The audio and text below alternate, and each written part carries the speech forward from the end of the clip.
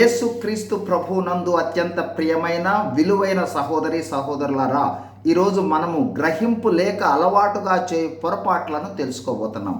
మన దేశ రాష్ట్రపతి లేదా ప్రధానమంత్రి లేదా దేశ రాజు లేదా రాణి మన ఇంటికి వచ్చారని ఆలోచనలోనికి వెళదాం.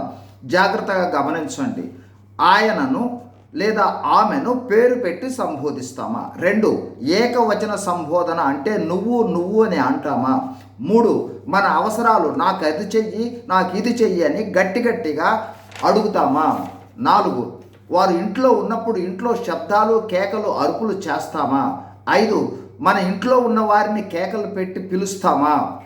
ఎంత వినయము, ఎంత భయభక్తులు, ఎంత నమ్రత, ఎంత విధేయత కనపరుస్తాం? అవును, కనపరచవలసినది, అది మన బాధ్యత. ఇప్పుడు వాస్తవంలోనికి వద్దాం.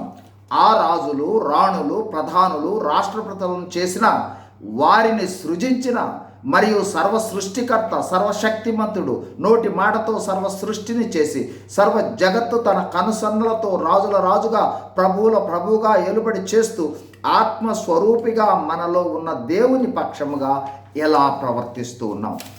ఎన్నిసార్లు నువ్వు అని ప్రార్థనలలో ఆయనతో మాట్లాడేటప్పుడు అంటున్నాం? 2, యేసు అనే సంబోధన, క్రీస్తు అనే సంబోధనే.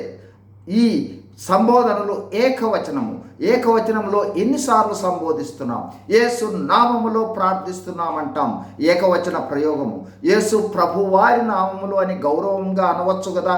యేసు ప్రభువు, క్రీస్తు ప్రభు అని ప్రార్థించవచ్చు కదా.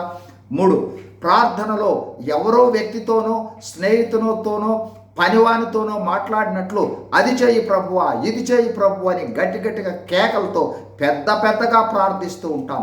దేవునితో ఎంత వినయంగా, వినమ్రతతో, ఎంత తగ్గింపు, ఎంత దీనత్వం కలిగి ప్రార్థించాలి.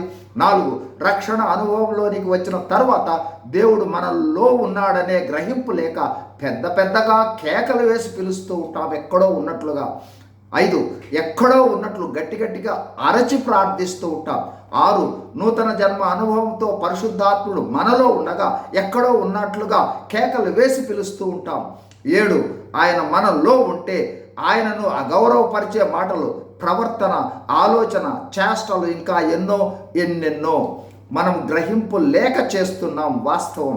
అయితే ఆత్మీయ జీవిత ప్రారంభంలో గ్రహింపు ఉండదు. ఆత్మీయంగా ఎదుగుతూ ఉన్న కొద్దీ మన దృక్పథం మారాలి. దేవునిని చూడాలి, దేవునితో మాట్లాడాలి, దేవునితో మహిమపరిచే విధంగా జీవించాలి. God bless you. Thank you.